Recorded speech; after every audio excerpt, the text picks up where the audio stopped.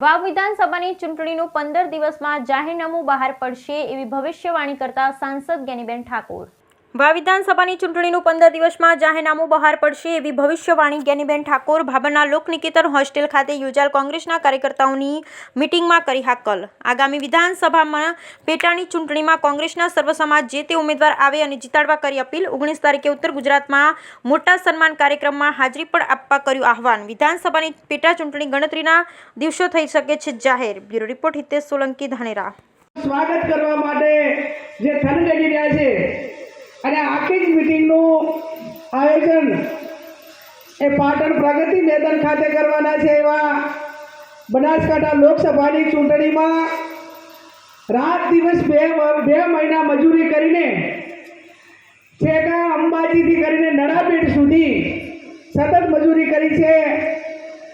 2 મહિના રોકાણા તો ખરી, પણ આપણે બધા તો બીપીએલ હતા એટલે ચાકથી નાના મોટા ખર્ચાઓ પણ પૂરા કરીને દિલ્હીના દરબારમાં બનાસકાંઠાને પહોંચાડનાર મારો ભાઈ શ્રી બળદેવજી ઠાકોર સાહેબ, જિલ્લા કોંગ્રેસ સમિતિના પ્રમુખ આદરણીય ભરતસિંહજી, ભાઈ ગુલાબસિંહભાઈ કેપી સાહેબ, રામજી, માણસાના માજી ધારાસભ્ય બાબુજી, અરવિંદસિંહજી, રામભાઈ, ડીકે સાહેબ, રાજુભાઈ, નરસિંહભાઈ, આપણા જિલ્લાના બધા પ્રભારીઓ, આપ સૌ મોટી સંખ્યામાં ઉપસ્થિત છો એવા વડીલો, યુવાન ભાઈઓ અને બહેનોને તે દિવસે અમે પાટણ મિટિંગમાં ગયા તો એક વિસનગરના અજમલજી છે એમણે માગણી કરી કે બહેનનો સત્કાર સમારંભ હોય અને બહેનો હાજર ના હોય ના ચાલે।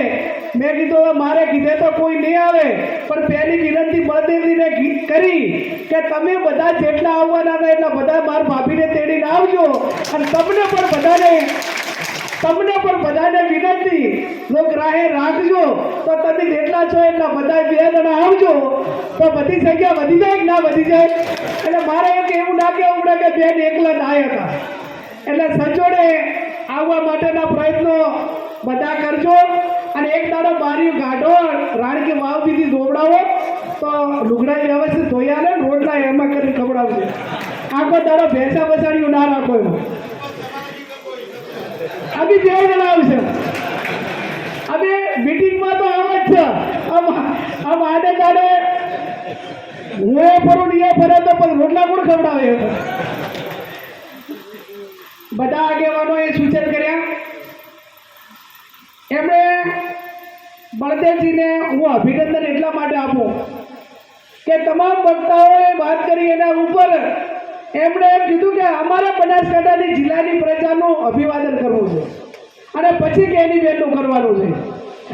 ત્યારે 29મી તારીખે આપ સૌને આપણે પહેલાં પાટણ મુકામે ક્ષત્રિય અસ્મિતા સંમેલન રાખ્યું હતું।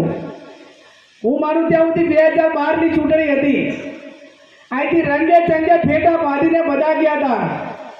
એમ સાહેબ બધા ફેટા બાંધીને આવશે, પણ જે દિવસે તે દિવસે ફટાકડા ફોડીને સ્વાગત કર્યું હતું એવા ને એવા ફટાકડા લાવજો અને અમારા બનાસકાંઠા માટે ગુલાબની પત્તી લાવજો અને ડ્રોનમાં ગુલાબના ફૂલ ભરીને બનાસકાંઠાની જનતાનું સ્વાગત કરજો અને પહેલું એમનું કરજો પછી મારું કરજો।